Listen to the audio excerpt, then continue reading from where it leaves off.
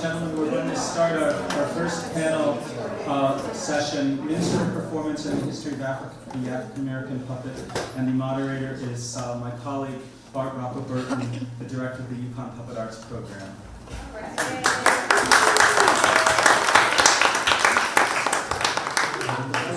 I would like to start by introducing the people who are here on the panel with me. On our far right, your left, is Amber West, who is a poet, educator, and theater maker, whose research on puppetry has been published in Puppetry International and the Rutledge Companion to Puppets and Material Performance. She is the co-founder and director of the artist collective Alphabet Arts, for whom she created and directed the Puppets and Poets Festival in New York City, which has run from 2011 to 2015. Amber earned her PhD in English here at the University of Connecticut and now teaches writing at UCLA. Next to her is Ben Fisler. I didn't check your last name. Fisler, yeah. Ben Fisler is the arts coordinator and associate professor of theater at Harford Community College. His publications appear in the Puppetry Yearbook, Theater Journal, and Research in Drama Education.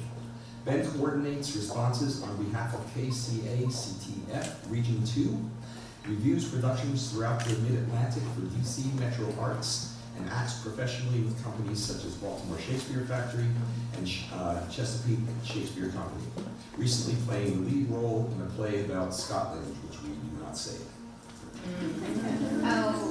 Sitting next to him is Paulette Richards, who survived a 10-month stint in Senegal as a 2013-2014 Fulbright Scholar without contracting any tropical diseases. But during her service as an artist in residence at the Institut Français de Saint-Louis, the puppet bug bit her heart. After returning to Atlanta, she became a docent in the World's of Puppetry Museum at the Center for Puppetry Arts.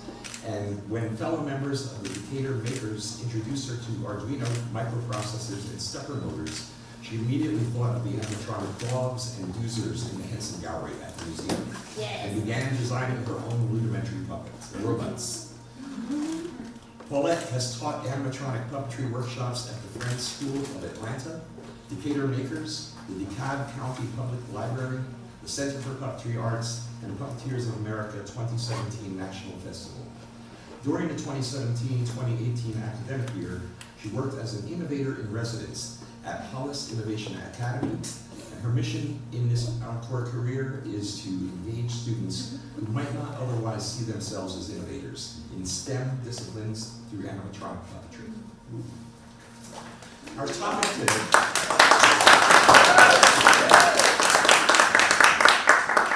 topic today is Minstrel Performance and the History of the African American Puppet.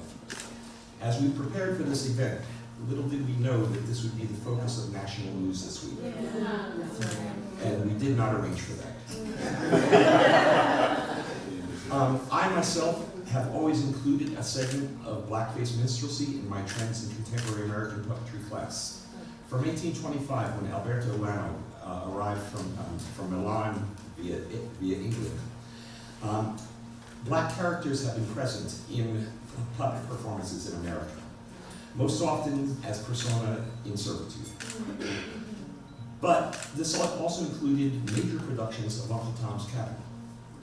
As a human phenomena of blackface minstrelsy grew from 1832, performed by both black and white artists, its popularity moved to Europe, where the English puppet theater embraced it and imitated it.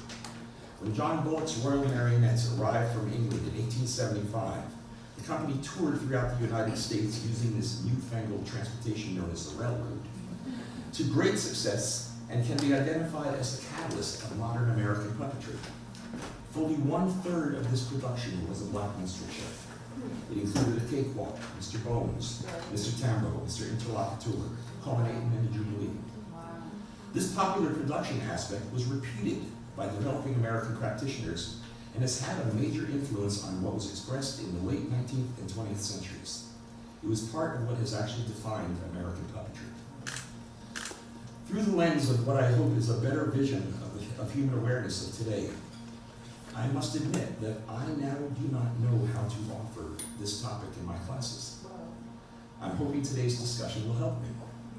I hope this brief symposium will help us all to start to understand how to focus on this historic yet contentious topic. So panelists, how have stereotyped minstrel puppets affected the performance of African American identity since the 18th century? We'll start with you, Victor. All right, I'm going to stand for mine. All right, good afternoon, everyone. Good afternoon. Is this all right? Can you hear me okay? Yes. Yeah. All right, thank you. The research I'll share today started when I was a PhD student here at UConn, and I was taking Bart's class that he just referenced. Wow. And it started with a desire to understand the phenomenon of blackface minstrelsy for myself as a white person, as an American, as an educator, a lover of puppetry, and a collaborator with puppeteers. I'm excited to share this panel with Bart and Ben and Paulette. One of the most valuable sources I had for my research was Ben Fisler's unpublished dissertation on this topic, which I strongly recommend to you all. And I'm also thankful for the opportunity to continue conversations in person that I've basically been having in my head for years, and to begin new conversations as well. So the Blackface Minstrel Show, as we've heard a little bit, was the first distinctly American form of theater and popular entertainment. Some scholars even describe it as a precursor to, or the first pre-tech form of American mass media, for the way that it disseminated ideologies and disseminated depictions. Despite its enormous popularity during its heyday, so primarily 1830 to 1930, the understandable discomfort and shame many Americans feel about blackface minstrelsy has hindered research and documentation over the years, stifling awareness of its significance during its time and its legacy today. Within existing published minstrelsy scholarship, there is little to no discussion of the significant ways in which the tradition came to dominate American puppetry. At the same time, amongst contemporary puppeteers, this difficult history is often avoided through an insistence that puppets are raceless. Perhaps more so than any other art form, puppetry has the potential to illuminate the socially constructed nature of race, to dissolve or resist categories created to divide and control us. In the Western tradition, however, often just the opposite has occurred, with puppeteers disseminating racist stereotypes in the name of audience appeal or to uphold tradition. Today I'll discuss the origins and influences of blackface minstrelsy on American puppetry in hopes of opening up dialogue regarding issues of racism and the performance of race in the art form. So although mythologized to have black Southern roots, American minstrelsy began in the North, evolving out of the racial fantasies of Northern urban whites and the struggles of working class European immigrants in the New World. The earliest performances involved a lone white male in blackface, such as Thomas Daddy Rice, who is often credited as inventing the form. In 1832, Rice, a young working class New Yorker who had escaped the Bowery slums for a life in showbiz, returned home from a trip west with a new routine that he claimed was inspired by watching an enslaved black man dancing as he cleaned out some horse stables in Louisville. Rice's hit song, Jump Jim Crow, made him America's first pop star, while his extreme makeup and costume, blackface made from burnt cork and threadbare rags, constituted an exaggerated caricature. Rice's caricature helps demonstrate the ways that blackface minstrelsy is rooted in part in Western clowning traditions, such as the harlequin of Commedia dell'arte and the clown of English pantomime. And since the social function of the clown is as an outsider and other, a creature of difference, this otherness might be part of why Rice would choose an African-American slave for his clown character. In the early 1800s, many laborers in the North, particularly Irish and Scots who came to the New World as indentured servants, identified with black people whom they lived and worked beside. In these earliest incarnations of American blackface minstrelsy then, the surface satire and parody of black people also masked a working class critique of the white upper class and urbane East Coast gentility. American blackface minstrelsy is thus rooted in part in the Western fascination with the other. So in England, actors playing Moors had worn masks since at least the early 16th century, and Ben Jonson's early court plays were the first recorded instances of players actually darkening their skin. Queen Anne asked Johnson to write a masque in which she and her ladies could play black in 1605. And Shakespeare's sooty devil, Othello, in 1610 is another of our earliest recorded examples. Blackface has also long been utilized in European folk traditions celebrating solstice. The blackface tradition then grew out of relations between medieval Christians and Moors, as well as colonialism and the Atlantic slave trade, while also tapping into long-standing Western European notions such as the superiority of light over darkness, the spiritual darkness attributed to non-Christians, and human knowledge as the antidote to the primitive darkness of the natural world. As Michael Rogan explains, Queen Anne's desire to play a blackened-up role dramatized a curious sympathy for Africans, an effort to imagine oneself inside the skin of an exotic people, end quote. Though curiosity and sympathy are important aspects of blackface, the form remains deeply rooted in the racist ridicule and subjugation that were necessary ideological justifications of colonialism.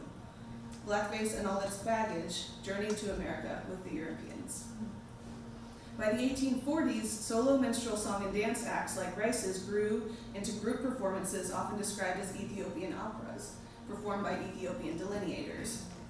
The Virginia Minstrels, a New York City-based quartet, are credited with adding the now infamous plantation setting and creating skits to accompany the music and dance. The plantation setting signals a shift in minstrelsy to a focus on depicting supposedly authentic black Southern plantation life, around the same time that Jacksonian democracy was causing European immigrant workers in northern cities to see black people less as allies and increasingly as competitors or even enemies. Blackface minstrel troupes began to compete by marketing themselves as more authentically black than one another. Their depictions of plantation life, yes, does this sound familiar? It's still happening, yes. Their depictions of plantation life were highly idealized, relating to minstrelsy's role in upholding ideologies that justified racial subjugation, as blackface had done for centuries. The Christie minstrels, led by Edwin Christie, eclipsed the Virginia minstrels in popularity, greatly increasing the number of cast members and solidifying the minstrel show into a 3-act format around 1846. The Christie minstrels became so popular in the US and England that the name Christie became synonymous with minstrelsy. So numerous traveling minstrel shows unaffiliated with Christie appropriated his name to legitimate their acts. So it's this Christie-style minstrel show that's still best known to us today and that influenced American puppetry the most. So despite its European origins, blackface minstrelsy arrived to Europe as America's hot new export, when troupes like the Virginia Minstrels and the Christie Minstrels began touring internationally. Fisler explains that it's this oddly circuitous cultural exchange that initially brought blackface to the puppet theater. British puppeteer William John Bullock, as we heard, created the first puppet minstrel show. These are some of his puppets. They were actually probably made by a guy named D'Arc, but in any case, these are Bullock's minstrel puppets, marionettes. So he created the first puppet minstrel show, inspired by the Christie Minstrels' sensationally successful mid-century tours of England. In Bullock's minstrel show, the marionettes were, this is a kind of a description by Paul McFarlane of the structure of the shows. So the marionettes were strung in 2 tandem groups, one on each side of the interlocuteur, so the main sort of host character. And when a specialty dance took place in front of them, all of them could be strung so that they would appear to be sitting and watching the puppet dancing in front of them. And in this way, 2 or 3 puppeteers could animate 11 to 15 puppets at once. Bullock's marionette minstrels received rave reviews opening at St. James Hall in London in 1872. His minstrel marionettes performed some songs that sentimentally denounced the now outlawed slavery, and others that idealized plantation life. So in this way, Bullock's puppets encapsulated the contradictions of minstrelsy, a form that was so widely practiced that it was most often done so in ways that justified institutionalized racism, but it was sometimes done in ways that critiqued it. By the 1870s, the name Christie had become synonymous with minstrelsy, so by calling his puppets the automatic Christie Minstrels, Bullock tapped into that phenomenon for his own marketing benefit. As a side sidebar, Fisler also points out that the much older English Punch and Judy tradition is yet another branch in the roots of the phenomenon that he describes as puppet minstrelsy or blackface puppetry. He's referring to one of the many stock characters from Punch and Judy, a black servant who tries to silence Punch's incessant ringing of a bell. And like nearly all of his fellow supporting characters, the servant is made a fool of by the protagonist Punch. This unnamed, bristly bearded black servant is sometimes referred to as the Moor or Shalabala, which is the word he says when he's fighting Punch. After 1850, however, this puppet character was regularly referred to as Jim Crow, and would sometimes even dance and sing Rice's popular number. So back to Bullock. Fueled by his huge success in England, Bullock brought his Royal Marionettes to New York around 1873, where he again opened to rave reviews. The Daily Graphic said, "The minstrels give songs and choruses in true burnt cork abandon." For nearly 2 years, Bullock toured his marionette minstrels to cities like Baltimore, Pittsburgh, and San Francisco, making an astounding $6,000 per month in the 1870s. Wow. It's not pay me that much to teach.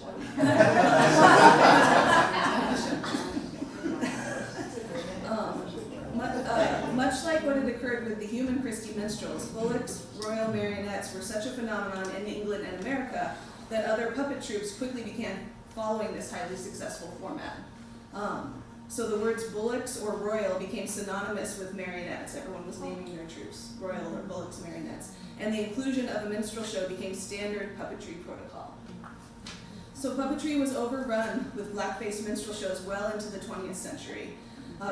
We heard this calculation that in 1934, 1 in 4, or 25% of puppeteers were making their living off blackface puppets. Particularly in puppetry produced in rural communities and for children's audiences, blackface puppetry, Fisler says, was as widely circulated as puppetry itself. And that's the thing that I think struck me the most in Bart's class and thinking about it, was that this sort of entirely took over the art form, so that when children were being introduced to puppetry, what they saw as puppetry was blackface puppetry, and that they were nearly one and the same for a significant period of the history of our art form. Many puppeteers continue to revive the form for the delight of collective recognition, prolonging damaging stereotypes of African Americans in the name of tradition and nostalgia, particularly through the dissemination to school children. So in doing this research, and particularly in getting to engage with Ben's dissertation, I of course began to question whether every African American puppet created or operated by a white puppeteer should be considered a blackface puppet. So let me show you, I'm going to talk just about two examples briefly, and that'll be wrapping me up. So Fisler rightly identifies exaggeration as one of the fundamental essences of blackface. But things get complicated when utilizing exaggeration to assess puppet minstrelsy, because exaggeration is fundamental to so much of puppetry in all its various forms. So for example, self-identified white puppeteer Ralph Chessé adapted Eugene O'Neill's drama, The Emperor Jones, to the puppet stage around 1936. This is an image of his puppets. He based his design on, for the main character, on Charles Gilpin, the African-American actor he observed famously playing the role on the human stage.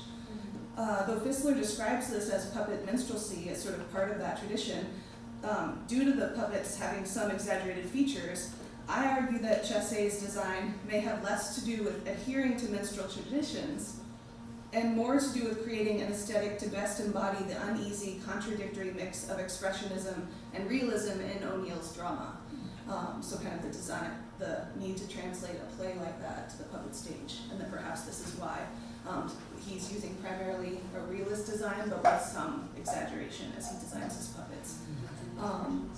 If seen in this light, Chessé's production appears an ambitious attempt by a white puppeteer to represent African Americans in puppetry that confronts issues of racism and oppression, and so perhaps an act of resistance to the puppet minstrelsy trend of its time, rather than a reproduction of it.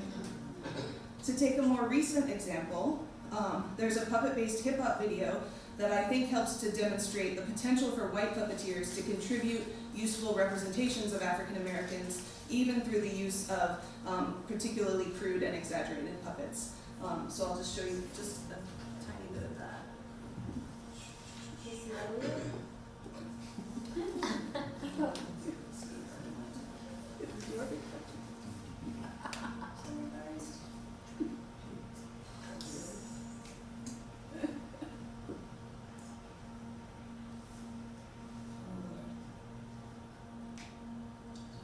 Okay, yeah, I've already done that. No, this is- You're gonna have to do control. I need to go to the Hit control. Oh, to the one? Yeah, I want to get out of PowerPoint. Right. Oh, there we go. Okay. Okay, apologies for that. Okay, so we'll just watch a tiny bit of this.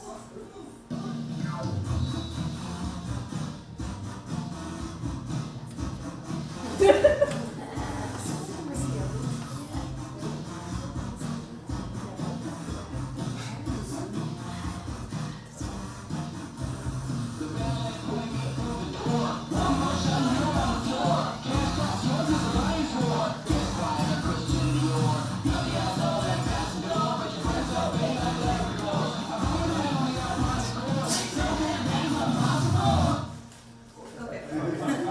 I'm gonna keep letting it run and just tell you a little bit about it. So Your Parents' Cocaine is a hip hop song by an Oakland, California-based revolutionary rap group called The Coup, led by African-American rapper Boots Riley. In his lyrics, Riley uses quite acerbic satire to raise awareness about race and class-based disparities in America's war on drugs. The video for the song is made by a group of largely white puppet artists who perform by the name Eat the Fish Presents. Are the puppets grotesque and exaggerated? Yes. Are they built and operated by white puppeteers, with some of them representing African Americans? Yes. Particularly, the purple puppet with a slight afro is a representation of Boots Riley himself, the rapper, who kind of tells the story in the song.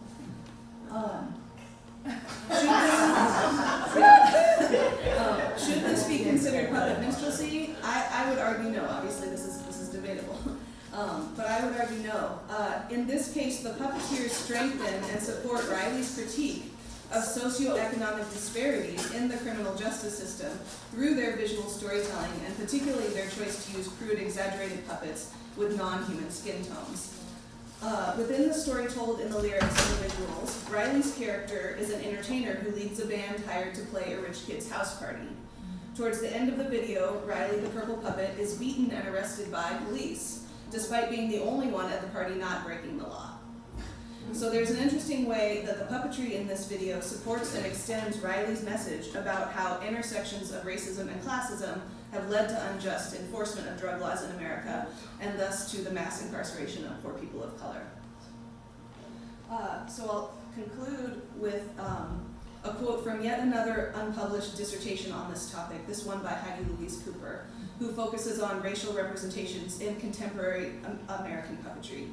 And Cooper writes, quote, "The desire to claim puppets as unraced or raceless reflects the discomfort which many puppeteers feel when trying to represent human diversity, working in a folk medium with a history of racist images.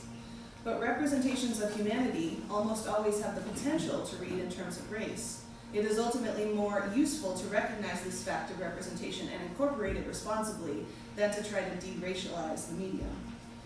I'd add that the fact that Fisler and Cooper's dissertations remain unpublished may speak to our continued hesitancy or struggle to grapple with these difficult issues, making their work, and of course this symposium, all the more important and necessary.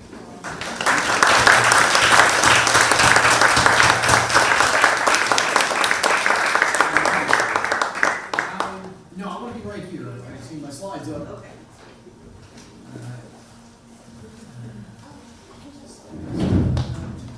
Can I close the YouTube now? Great. I think not.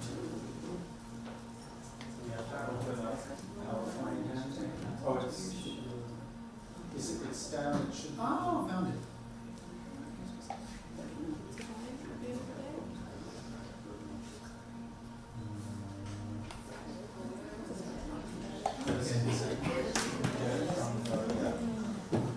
Here it is.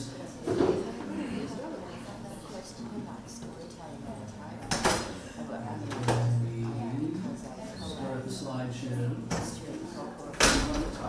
That's not it. Right. Slideshow. Like from start. Yeah, okay, so that brings it up. Hi, everyone. My name is Ben. I'm the arts coordinator theater professor, and whatever people ask me to do for the theater. For this reason, I haven't actually done professional scholarship in the better part of a decade, but I'm delighted to be here and reflect back on what now seems like the publications of an increasingly distant childhood. We've heard of the relationship already of the northern fantasy of minstrelsy and the fascination with otherness, and the presentation of non-minstrel black characters and the challenges of how to address those related concepts in 2019. In puppetry, we've also heard of the ongoing struggle between the racelessness argument and the myopia of, wait, there were minstrel puppets?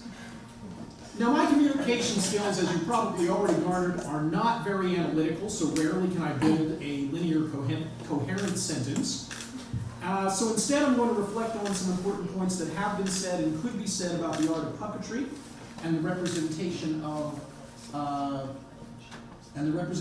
race in object performance in the only way I know how, with the exuberance of an aging arts administrator who still thinks of himself as a goofy kid playing with theater. So I don't have every letter, but I have a handful from A to W. A is for American, the uncomfortable mantra that minstrelsy was the first truly American form of popular entertainment. Yet when it comes to puppetry, we often trace this representation back to William John Bullock's Royal Marionettes, their grotesque variations on the image of Blackface created by a tourist company from England. Touching on the popular culture perspective and utterly circumnavigating any question of race, the great Paul McFarland noticed the applicability of minstrelsy to puppet production and speculates on specific techniques that could have been employed by various companies, as well as the economy of such techniques. To quote him, the minstrel show was perfectly suited to puppet technique. The row of, insert antiquated term omitted, could be strung in two tandem groups, one on each side of the center man. He, Tambo and Bones, the end man, would be separate so that each could rise and cavort by himself. When especially the dance took place in front of them all could be hung so that they would sit and watch. I've never gotten past the wow moments, looking at all this work, from wow, they did that, to wow, no one thought this was an issue. Some people must have thought, and some people didn't think it was an issue, but to read some of the literature, you would think it was the equivalent of, well, forget it. B, moving on with the alphabet. B is for the Buffalo Historical Marionettes, standing on the opposite side of much of the history of blackface. Both in terms of its source, the BHM were the Jubilee singers of the BHM were an African-American puppeteer group, chronologically on the opposite end of Bullock. 70 years later, a product of the WPA under the direction of Esther Wilhelm, who, as Peter Ratcliffe summarizes, thought of herself as Buffalo's own Eleanor Roosevelt. Among the 200 artists were 8 African Americans, 5 men, and 3 women, who in reference to the famous Fist chorus decided to call themselves the Jubilee Singers. They performed a repertoire of puppet plays, all with historical inflections and musical dimensions, which included an orchestra recruited from the Popular Colored Musicians Union for audiences of school children, nursing home residents, and hospital patients, from outdoor parks to the chapel in Attica Prison. And Ratcliffe has explored this work. I apologize if it's Ratcliffe, I don't know the person. One of many enigmas, Ratcliffe argues that on the one hand, they challenged the dominant racial tropes in popular culture of the 1930s and developed relationships among the immigrant and African American populations of Buffalo, and evolved within the fulcrum of the Great Depression, the new industrial labor movement, African American struggles for racial and economic justice, and New Deal politics, while simultaneously creating a minstrel show as closely visually connected to the T.D. Rice tradition as those of Bullock's a full 6 decades later. C is for Chessé. Ralph Chessé, the mixed-race puppeteer, who never publicly revealed himself as anything but white, yet owed much of his puppetry and his artwork to subjects of black culture he never claimed as his own. There was a controversy, actually, with the California African American Museum some 12 years ago that touches on this exact point. Bruce wanted to exhibit his father's work there and was ultimately rejected by Cam on the basis that Ralph defined himself throughout his life as a white man. And out of respect for his identity, it wouldn't be appropriate to exhibit it at Cam. There was understandable frustration on Brutz's part, and actually both John Bell and I contributed to the objections with consideration of the phenomenon of passing, which in Ralph's case appears to have been both external and internal, and the question of how an individual's identity can be conflicted in their public and private life. The enigma of Chessé's identity, in contrast to his interest in African American representation, manifested in several ways. One, that he was particularly proud of his reception of his Emperor Jones production. Chessé's, like all artists, was struggling to create a fiction, and his production gestures toward an imagined, albeit imagined by Eugene O'Neill and interpreted by Chessé, authenticity in innovative ways. He chose a live black actor as a template for the object, incorporated a reading of the Congo, a folkloric poem by populist poet Raquel Lindsay, and applied his self-consciously meticulous artistic strokes to the short play. According to the puppeteer, Gilpin's performance and the play impressed him with its exciting dramatic climaxes that built gradually toward a powerfully suspenseful finale. Gilpin, a co-founder of the Lafayette Players, won the NAACP Spingarn Medal for his performance in Emperor Jones. So the choice of Gilpin was somewhat obvious, and the practice of basing puppets on real black actors began with Frank Paris a year before Chessé constructed his first Brutus marionette in 1929. Chessé conceived his work in kinship with Edward Gordon Craig. I intended to make an instrument of the theater, a surrogate which would serve my purpose as an actor. He is careful to couch the essence of his puppets in motivational language, assuring his reader that the marionette can take its place in the theater with the best of actors and make a contribution to the theater form which only it can provide.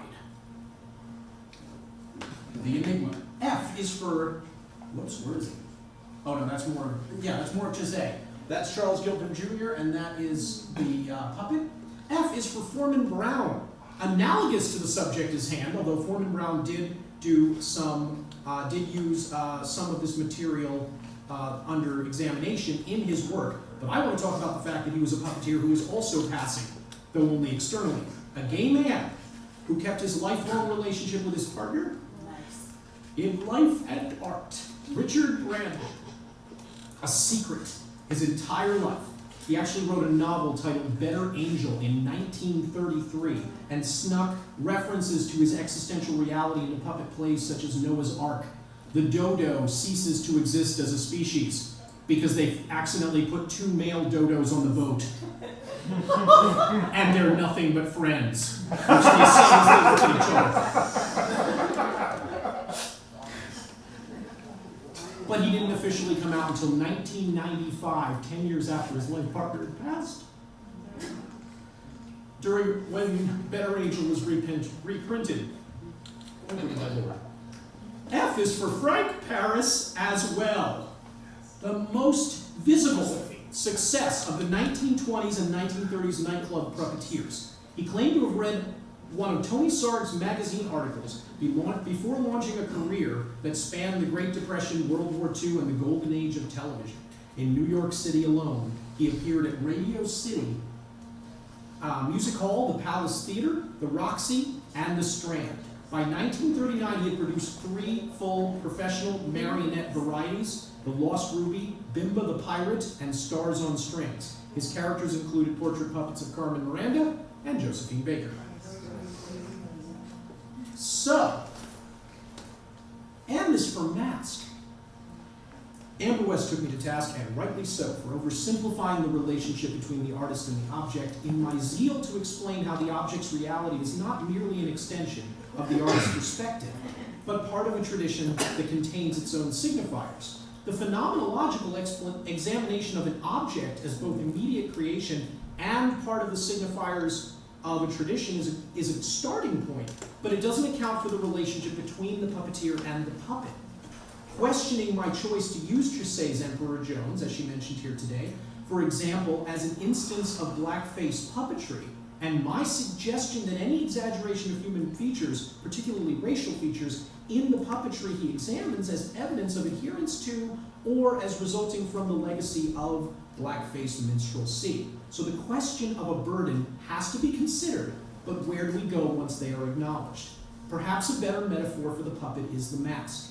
Masking in psychology is the hiding of one's personality due to trauma. Masking in art, as I've always understood it, is the creation of a new personality that ostensibly offers a clean slate, the literal or metaphorical new face. McLuhan calls this the extension of the body, an attempt at understanding, and understanding is a key element of the mask, and the other side of the coin is its obstruction. Masks create a separation not only between subjects, but also alienates the self from the self as well. It produces psychological effects in both the person wearing it and the person viewing it. Masks have the power to forge a new identity as a face conveniently placed outside of the original face, which is the primary source of recognition, thanks to Kim Hanna for that concept. So W is, whoops, no, that's not right. So W is for what's next. Where do we go from here? What do we say and what do we do? And I'm trying not to do what was typical, what I did 15 years ago and what is typical of a graduate student, which is form an all-encompassing taxonomy. But I do think that we can use the concepts of phenomenological objects, which carry with them both immediate perceptions. He made a Josephine Baker, and apperception. I saw her live when I was a kid, or who's that? Or, oh, I saw the movie, or she looks like that other puppet in that Avenue Q show. And the concept of the mask. The puppeteer is, and now we're back to Heidi Louise Cooper, not only shaping to quote her, as she puts it, not only shaping a physical object, but developing a relationship with a character. In her words, the nature of this relationship will change based on the context, the performer, and the puppet. And this is, close quote. And this is where the exuberant little kid bee wants to say, aha, Bullock, Minstrelsy, grotesque, T.D. Rice-based marionettes, or aha, Chessé, the higher art of puppetry is a dramatic form and is Gilpin quasi-copy, or aha, the Jubilee singers and the changing climate of race and the ongoing popularity of minstrelsy, even on the dawn of the eve of the Second World War and their own minstrel show. Or, as Cooper wrote far better than I would, quote, what does it mean to watch a white puppeteer pulling the strings of a black puppet? If the puppet is constructed to emphasize its similarities to dolls and playthings, what does that say of the figure within the context of the production? Even an ennobled puppet raises questions. Or what if the puppet is an idol? These associations linger perpetually in the background. Thank you. All right, so I'm back. And I will be talking about an anthropomorphic form of minstrelsy that I call ring face, in which broad caricatures of African American performers took the place of blackface. So I'm going to also go back to E.P. Christie, because what I wanted to do, since I'm back to clean up here, is to juxtapose an example of what not to do with an example of a white puppeteer who is the best example of how to do this work responsibly, Jim Henson. Okay, so Christie, as we heard, formalized the structure of the minstrel show. And he drew this material from what he observed at the Sunday afternoon dances in Congo Square. He entered into some of those circles and then claimed that he had plucked from thin air and was the first to catch the native airs as they floated wildly or hummed in the balmy breezes of the sunny south, turn them to shape and give them a local habitation and a name. So he published music that he heard in that place under his own name as Plantation Melodies. Okay. My friend Freddie Williams Evans, author of Congo Square, African Roots in New Orleans, He relates this type of appropriation to the philosophical concept of the hermeneutic circle. The hermeneutic circle addresses the problem of how and whether an observer can acknowledge the subjectivity of another. Although heavily influenced by the circles he witnessed as Congo Square, Christie regarded the participants as insignificant and inferior beings. He responded to their contributions as a commodity rather than as a conversation. Okay. However, in 1862, he committed suicide. He jumped from the window of his Manhattan home and died of his injuries in the hospital. On his deathbed, he made an oral last will and testament, but the court declared it void because there were no witnesses. Thus, just as Christie was able to appropriate African American cultural wealth because there were no written documents substantiating ownership of this legacy, his own legacy is fraught with completing claims. Okay, so here I'm going to shift into my docent mode. I am a guide at the World of Puppetry Museum in the Center for Puppetry Arts in Atlanta. And when I start the tour on the Henson side of the museum, the Henson Gallery, I usually ask the patrons if they know when and where Jim Henson was born. And I know that people can answer that in this trip. So, Mississippi. Mississippi, Mississippi in the day.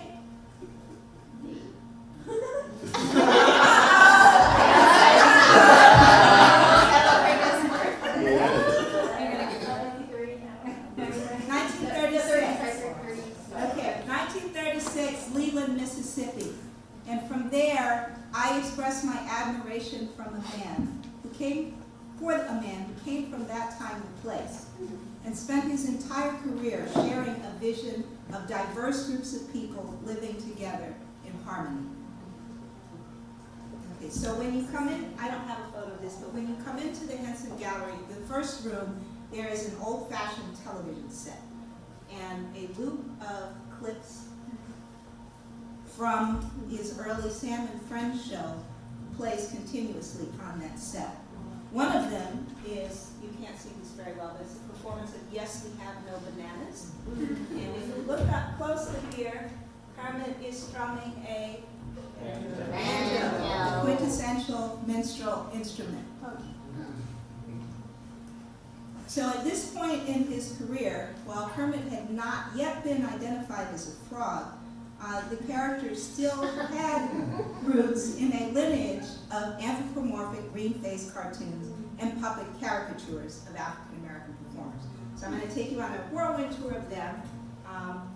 And I have actually a formal paper on this topic, which will be published in the online catalog that's part of this exhibit.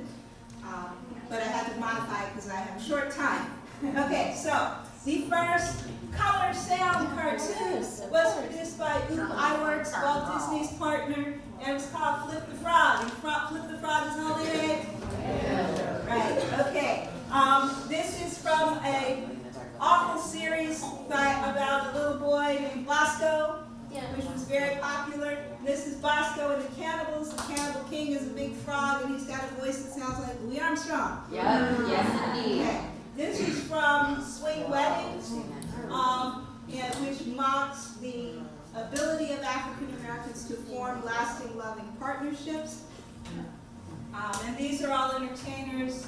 Ethel Waters, I think this one is Stephen Fetchit, and then there are other entertainers that make cameos. But mind you, these were not, they were drawn and they were voiced to sound like them, but the artists themselves didn't receive any compensation for being caricatured. Wow.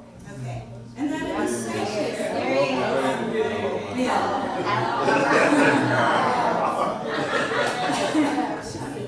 in the same year, 1955, that Henson started his Sam and Friends television show, we have Warner Brothers coming out with Michigan J. Frog, who is in fact a caricature representation of Burt Williams. Yes, indeed. Okay, so let me jump back for a minute. So this is the context into which we have Kermit the Frog singing Joe Raposo's "It's Not Easy Being Green," and that resonating with every person who has ever felt the burden of difference as a plea for tolerance and acceptance. I lost my own view. Okay, so that's quite a turnaround.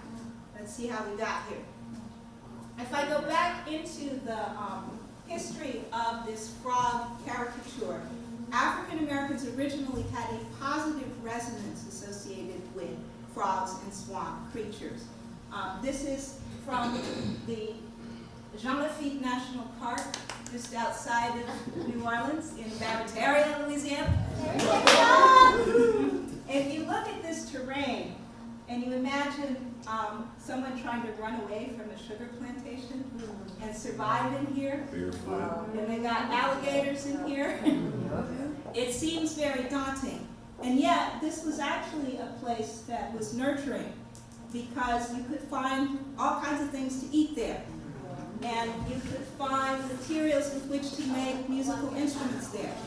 And you could find plants that you could use to make medicines. And you could just hang out here. There was an account of an escaped slave, and they were trying to recapture him, and the people who were supposed to do it wrote back and said, "Seeable but not commatable."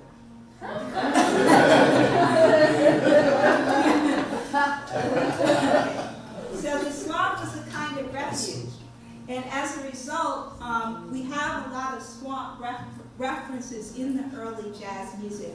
The first recordings that King Oliver and his Creole Jazz Band made in 1923 include some songs like Froggy Mo. And there was a term of greeting between African American jazz musicians, gates, and that came from alligator or gator. Gates. And then some of them were known as gate mouth. Louis Armstrong was one of the ones who was sometimes called gate mouth. So there was this positive association with frogs. And if I go back again to Burt Williams, he was a headliner in the Folie Bergère. Was it Folie Bergère? No, not that. Yeah, let me just drop that. But anyway, very successful. What? Ziegfeld, yes, thank you, Ziegfeld. Very successful on the stage in New York City, made a lot of money. And one of the things that he and his partner did was found an organization for African American performers called the Frogs Club. And the Frogs Club, for several years running, put on a benefit performance to raise money. They did this in New York. I think they got down to Philadelphia and a few other cities. So the Frogs Club, once again, shows the positive, yes, thank you, association with swamp creatures. Until we come to Beggar on Horseback, which is Kaufman's 1925, you can't see this very well, play that was then made into a silent film. But the conflict at the center of that play is there's a composer who wants to be a success, but in order to make a living, he sells out by making Tin Pan Alley songs. And so one of the songs, yes, thank you. One of the songs that's referred to as a leitmotif throughout the play is the Frog's Party. And at this sort of expression, this wedding scene where he's imagining what it will be like if I marry this heiress so that I can be supported and do my fine art, a Dixieland jazz band shows up with 4 frog musicians and all these body puppets. And so this is a green-faced minstrelsy. Okay. From here, we come to through that whole lineage of frog cartoons that I showed you. And then we come back to 1955 with Sam and Friends. And this character is Harry, the hipster. And in black and white television, it's not as obvious, but this puppet is actually brown. And sometimes he wears a beret, and in his shade, he looks like Dizzy Gillespie. Okay. And so in this episode, which is visual thinking, I find that this is fundamental in object performance in the United States because African American, remember we talked about the linguistic wealth? So African American music and linguistic play had been separated from visual representation with the suppression of figurative sculpture. In this character, when schooling Kermit on how to be a visual thinker, he explains to Kermit that he became a visual thinker by seeing the notes that he was going to play in his head. So we have sound and image coming back together. Subsequently, Kermit then becomes hip, and he schools this square character in a later presentation of the same skit, visual thinker. Okay. So I want to point out, though, that when Kermit masters that language of the hip, he's not doing it in a caricature style. He is not attempting to speak the dialect that was imposed on African American characters in the minstrel tradition. He's following more along the line of white artists. There was a great piano player, I think his name was also Harry, something like that. He's on YouTube, you can find him, he's great. And so then when we get to the Sesame Street and the Muppet Show, we have these frog characters further unpacking this anthropomorphic stereotype with the performance of Peter, Paul, and Mary's I'm in Love with a Big Blue Frog. So we're talking about interspecies marriage, standing in for interracial marriage. Okay. And of course the telling line in the song is that the neighbors don't like it because they're afraid their property values will go right down. It's your family next door. Okay. And then of course we're also familiar with the other famous interspecies couple, is Kermit and Piggy. All right, so one other way in which Henson transformed this negative stereotype is through his respect for and collaboration with African American artists. This sketch with Harry Belafonte, Turn the World Around, with the puppets based on African masks, is particularly important because Henson invited Belafonte to be an equal collaborator in that production. And the workshop created these masks by referencing African masks, but not reproducing them because they recognized that many of the masks they were looking at they had a spiritual significance within those cultures. So they made something that evoked the style, but did not appropriate something from its traditional context. If we listen to the song itself, Turn the World Around, we can tie that back into the hermeneutic circle idea because it invites the audience to see each other from each other's perspective, and in this way we can turn the world around and we can have peace and understanding amongst people. Okay, and then I want to just point out one more way in which Henson supported the development of African American puppetry, which is by hiring African American puppeteers. Not only hiring, but Kevin Clash has been a puppet captain for the Henson Company, as well as a director and producer on the Sesame Street show. So not just in a role of being told what to do, but in a role of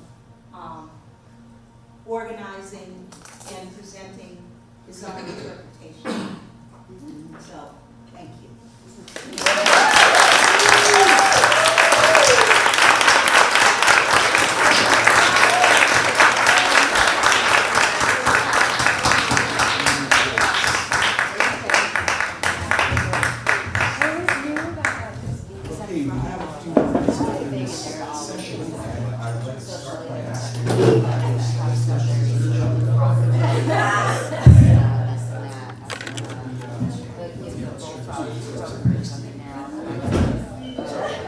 Amber Ben,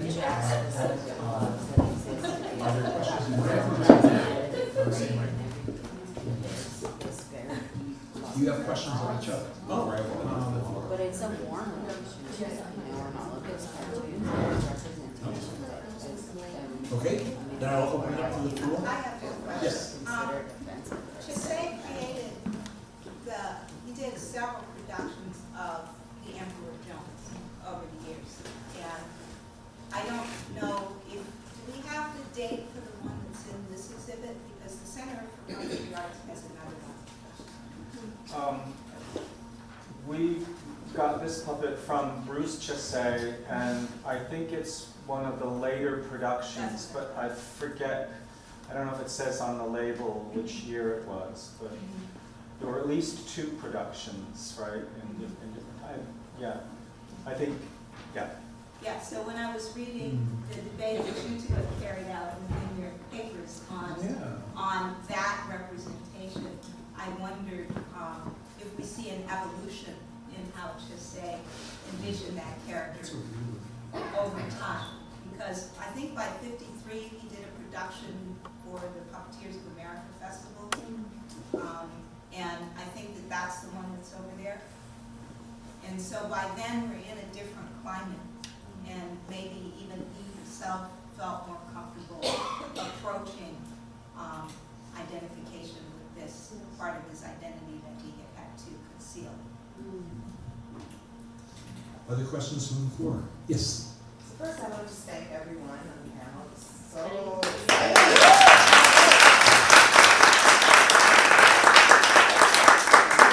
this is for any one of you. I just noted down this idea that Blackface puppetry took over the form to the extent that for many people in a certain era, when they thought of puppetry, that was really what they thought of. And I'm curious to know, when did that change and how? Or did it? But I mean, this idea of like, what do you mean there were minstrel puppets? I mean, something is, I mean, well, something seems to be different. So when did it change, or do you think it's different? And if so, how? Wow. I'll take a stab at that. Since we've also been talking about Blackface Minstrelsy as an early form of American mass media.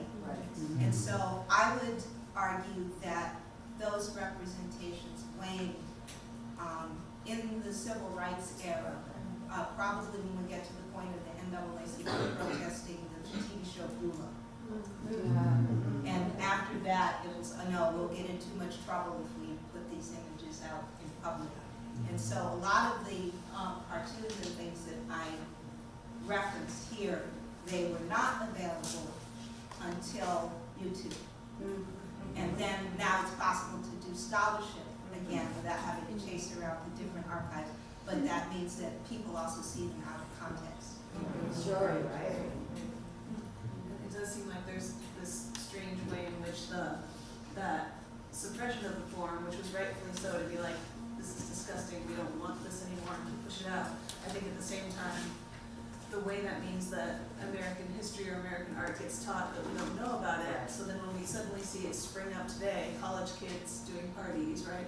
The governor, this kind of a thing, and that young people saying, I didn't know, or what, this kind of a thing, but that in some ways that erasure is a problem in terms of it then continuing to be reproduced or pop back up again, and people saying, oh, well, I'm sorry, I didn't know that was a problem, this kind of thing. Well, an article in the New York Times that I was looking at last night has said that one of the reasons we are so shocked by what we're seeing right now is because we don't teach minstrelsy. We ignore it. And so, as you point that out, it needs to be part of our understanding. It's not that we're condoning it. Other questions? Bring back. I don't know if this is a question or a comment, but several years ago, I was in a big box store and I came across this DVD set of classic cartoons. So I was all excited, like, yeah, you want to show my kids. After the third cartoon, I couldn't even watch it anymore. Horrible racist imagery throughout the whole DVD, to the point I wanted to keep it and make a documentary about it, but I moved and lost the DVD. But what is your thoughts on the actual all of the cartoons that were Minstrel back then? Or when did that change? Was that connected to the puppetry tours and circuit? So, the research that underpins my paper on green face actually grew from my response to Tim Burton's Nightmare Before Christmas, which I went to see with great anticipation when it came out in the 90s, in which I left with a visceral feeling of pain, because if you remember, the Oogie Boogie Man, who sings in the style of Cab Calloway, Yes. is the only character in the film who threatens anyone with bodily harm. Yeah. And that character is ultimately revealed to be a sack full of insects who all scuttle away when Santa Claus growls. And then Santa Claus sets his foot down on the last one and squashes it. And I'm like, oh, that's what this film is saying should happen to black men. And so from there, I went on a journey to understand that whole sequence. The Blackjack sequence is a reference to a Fleischer cartoon of Snow White. And Cab Calloway was actually paid to sing, to do voiceover for that cartoon, which showed the Cab Calloway ghost in this casino singing St. James Infirmary. Well, it wasn't a ghost, it was a spook. Okay. Yeah, so I've been collecting all of these things since then. And when I got interested in puppetry, I started to see where they're plugging in. But this stuff, because it has not been taught, it's been underground, then it pops up in places. And people either, like I said, it's been decontextualized. So people either don't understand how hurtful it is, or they are giving a nod to the tradition. That's what Tim Burton was doing, because he came out of Cal Arts, and so I'm sure that he had seen those archival pieces. Or in the case of some people who are now in trouble for animating this kind of imagery, there is a willful desire to reconnect with what these images meant in the past. Yes. You spoke about the class that you teach, and you were thinking about maybe doing something different. Or I don't know if that's what you said, but I want to know, how do you teach this class? Actually, I'm going to ask Amber to respond to that. It's actually part of what I wanted to say that I had to cut, because I was trying to keep to the time that John put us on. But so when I took this was a graduate seminar, and part of what Bart did that I thought was very smart, especially now as a college teacher myself today, is that he kept an amazing archive of past research done by students who had taken this course. And he had a running list of sort of all the topics that you could potentially write about or that need to be researched, particularly in puppetry is sort of an under-researched field. And so he would say, these are all the possible topics, here are the ones that have already been done, you need to read as many of these as possible. And here are the ones that have not yet been done, you need to pick one and do the research and present to everyone, and this will now become part of the archive so that future students, everyone is benefiting right from that. So for me, I had to do, I think we were supposed to do 2 of these, but they were short. And so I really wanted to dig into minstrelsy. And so I said, can I make it a 2-for-1? Can I do a double length one so that I can really dive into this? And part of me is someone who benefited so much from Bart's class. When I heard him say to me in office hours, I don't quite know how to teach this. I think there was a little part of me as a pupil that was like, I'm going to leave one behind that Bart can just have everyone read to help with this. So I guess that's a little bit about the structure of Bart's class. I guess just to link that briefly to myself as a teacher, I don't teach puppet arts per se, but I do teach freshman English. So I teach a class that basically all college students have to take, whether they're going to major in arts and humanities. Most of them aren't, they're STEM majors, things like this. So I bring this into there because I'm like, this is the one chance, right, that you might have to learn about something like this. So I do sometimes a unit on, you know, we kind of explore your parents' cocaine, look at what's happening with the lyrics, you know, what message is presented in the lyrics, how does the visual storytelling serve or support the message in the lyrics and this kind of thing. But basically in any class that I teach where I have the flexibility, I try to bring in minstrelsy in some way, just because I think the complete kind of erasure of something that's such a huge part of our culture is obviously deeply problematic. I mean, the other thing that I found really interesting in Bart's class was for him to explain sort of outgrowths that might be considered, I don't want to call it positive. Here's what I'll just cut to my point, which is stand-up comedy as an art form also comes from the minstrel show. Like that genre was part of the minstrel show, was called a stump speech. So when we think about, I think that helped me understand why or how it could be possible that when we think of minstrelsy now, we think horrible, racist, grotesque, as we should, and that's mostly what it was. But when I started to dig into the research and hear that there were people that were somehow using the minstrel show genre to critique slavery or critique the system, I couldn't wrap my brain around that. How could that be? But then when I think about stand-up comedy as a genre, well, of course, there are stand-up comedians who are perpetuating vile racism through their acts, but then there are stand-up comics who are, you know, calling out things in ways that no one else is in terms of things like racism or, you know, institutionalized aggressions. So it's a genre that what you do with it, right? There's possibilities for its malleability, I guess, and that was something that it helped me kind of understand that more and think about its other legacies that this tradition has in our culture today. As I studied to prepare for the class, I mean, every time the class comes back around every 2 years, I study like a freshman to think about things again. And I always turn to our department head, who you're about to meet in the next session, Michael Bradford, and just say to him, you know, can I say this? You know, I feel it's important that students understand that this happened. I'm not condoning it, but they need to know it was there and what has happened because of that. So I'm always, you know, toying with it. I've got to say, this past Christmas, sat down with my 5-year-old grandson to watch White Christmas, and the minstrel show came out. Okay, not a blackface in it, but it was a minstrel show. And once again, my mind started connecting things. Other questions? Yes? Oh, no, I was just going to add to what Elizabeth said. I do teach minstrelsy in my history of drama course, but I did not have this background on the impact on puppet art, so I'm thrilled to have that. And just to follow up on what you were saying, that the way that I always approach it is, here look at these old videos. What are you seeing that you still recognize today? Where is this still in our popular entertainment? What are the forms to which it has now morphed? And so you look at the performance tradition that we have tried to erase historically, but where we still see all of those places popping up, and try to get them to see that our performative traditions don't just disappear, right? They're still all over the place. And to teach them to look for them.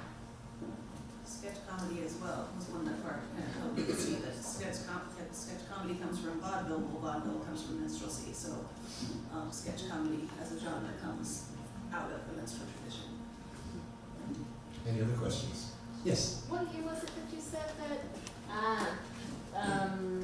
Ballard was making $6,000 a month? 1870 or something. 1870, yeah. I wrote down 1870. I was wishing I had my computer here because as I do that research, I'd say what was the currency at that time, and that's actually a big money. Okay, well, thank you all, and I thank our panelists.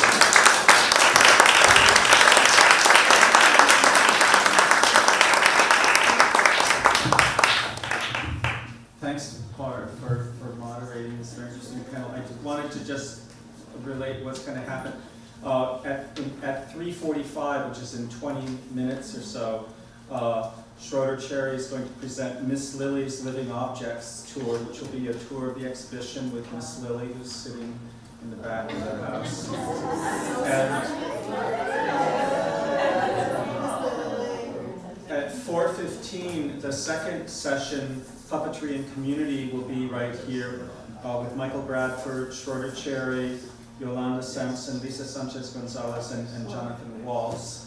And then there'll be a dinner break from 6 to 7:30.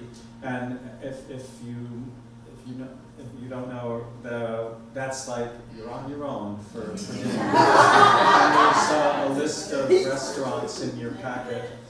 And then this evening at Conover Auditorium, which is, there's a map, it's over that way, not too far from where we had lunch, is Throwing Voice, African American Ventriloquism with Megan Pfeiffer, David Lee Hart, and Nate Puppets. So we have like 20 minutes or so break until Miss Lily's Living Objects tour. Anything else I should say, Emily? And thank you for wonderful panelists.